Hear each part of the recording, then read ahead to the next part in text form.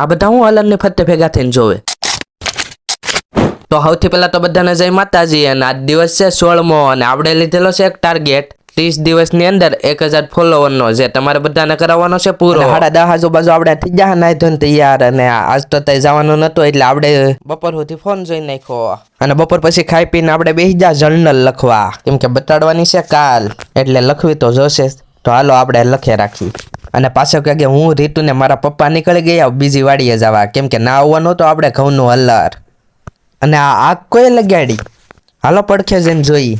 તો આ તો ઘઉંના ઠોઠા બાળવા આગ લગાડી.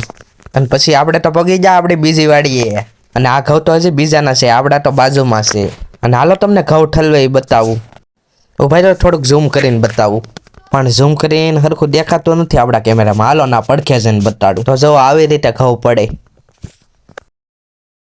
અને આ ઢગલો છો ને એટલા આ હલરમાં ઘઉં હમાય.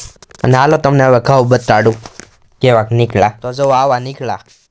અને 7:30 જેવું છું તો હજી ઘઉં નતા નીકળી જા. અને આપણો વારો આવવામાં વાર લાગે એમ છે, એટલે હાલો હવે આપણે ઘરે એક આટો મારતા આવી. અને પછી તો પગી જાય આપણે ડાયરેક્ટ ઘરે. અને ઘરે આટો મારીને પાછા આપણે વહી આવ્યા આપણે બીજી વાડીએ ઘઉં કાઢવાના હતા ના.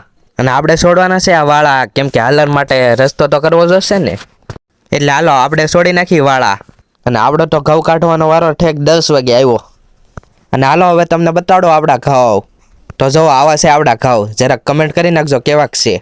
અને હજી તો અડધા જ ઘઉં કાઢ્યા હતા તો હલનમાં કંઈક ખરાબી આવી ગઈ, કેમ કે આપણે હોય ને કંઈક મુશ્કેલી ન આવે એવું તો બને જ નહીં, કેમ કે આપણા તો ભાગ જ ફૂટલા છે. શું હાલો એ બધી બળતરા કર્યા વગર હવે આપણે નીકળી ઘર બાજુ. તો પછી તો પગી જાય આપણે ડાયરેક્ટ ઘરે. અને હાલો હવે વ્લોગને આયસ પૂરો કરી, કેમ કે વાગી ગયા હતા 12. અને નવા હોય તો પાછા ફોલો કરતા જાજો.